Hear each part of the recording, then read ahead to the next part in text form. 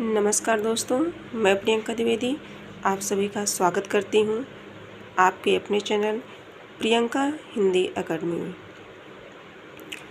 जैसा कि हम लोग पढ़ रहे थे विलोम शब्द में 20 विलोम शब्द पढ़ चुके थे पिछली क्लास में।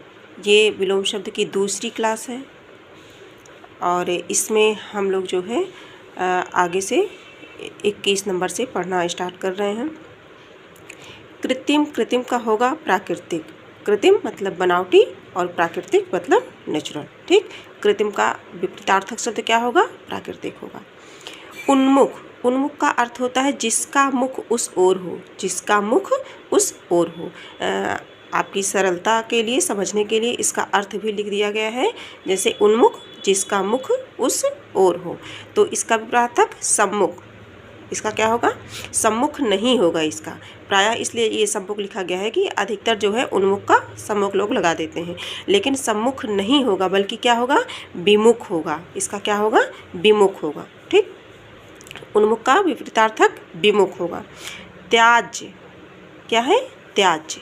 त्याज्य का मतलब त्यागना। इसका विपरीतार्थक ग्राह्य होगा। ग्राह्य मतलब ग्रहण करने योग्य। ग्रहण करने योग्य। त्याज्य का ग्राह्य। प्राप्य, प्राप्य का अप्राप्य या दुष्प्राप्य। अप्राप्य या दुष्प्राप्य। अगला देखेंगे सुशील। सुशील का दुश्लील। सुशील का दुश्लील होगा। अश्लील का होगा विपरीतार्थक शलील या शालीन। अश्लील का शलील या शालीन। विघटन, विघटन का क्या होगा? संगठन। ठीक, विस्तीर्ण, विस्तीर्ण का मतलब विस्तृत और संकीर्ण का मतलब सकरा। ठीक, तो इसका विपरीतार्थक संकीर्ण होगा। विस्तृण का संकीर्ण। श्रेष्ठ, श्रेष्ठ का निकृष्ट या अधम। इसे निम्न भी कह सकते हैं। ठीक, इसके आगे अगला है शुक्ल। शुक्ल का अर्थ होता है सफ़ेद या श्वेत। सफ़ेद या श्वेत। तो इसका विपरीतार्थक होगा असित। असित का अर्थ होता है कृष्ण या काला। शुक्ल का सफ़ेद या श्वेत अर्थ होता है और इसका विपरीतार्थक होता है असित।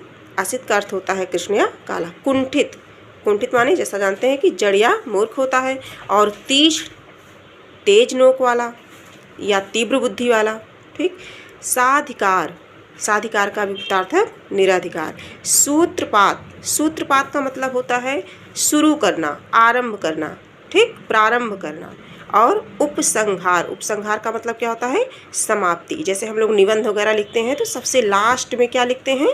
उपसंहार लिखते हैं। यानी कि जब क्वेश्चन जो है निबंध समाप्ति पर होता है तो उपसंहार लिखते हैं। तो इसी प्रकार से सूत्रपात मतलब प्रारंभ करना और उपसंहार का तात्पर्य समाप्ति करना।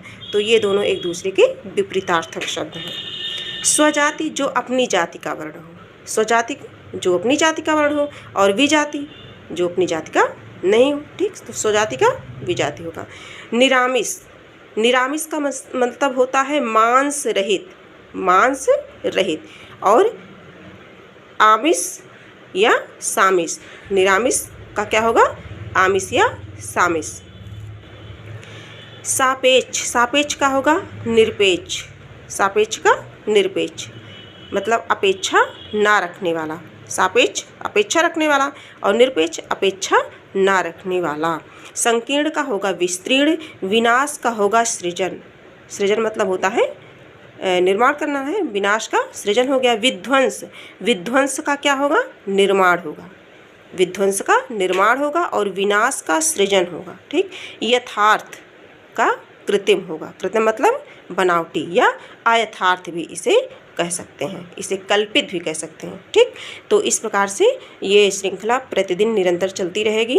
विलोम शब्द ये टारगेट समीक्षाधिकारी, सहायक समीक्षाधिकारी।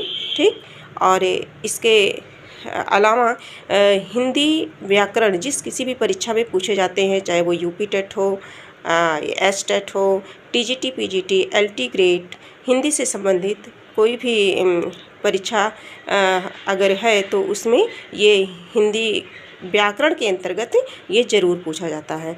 तो आज इतना ही। धन्यवाद।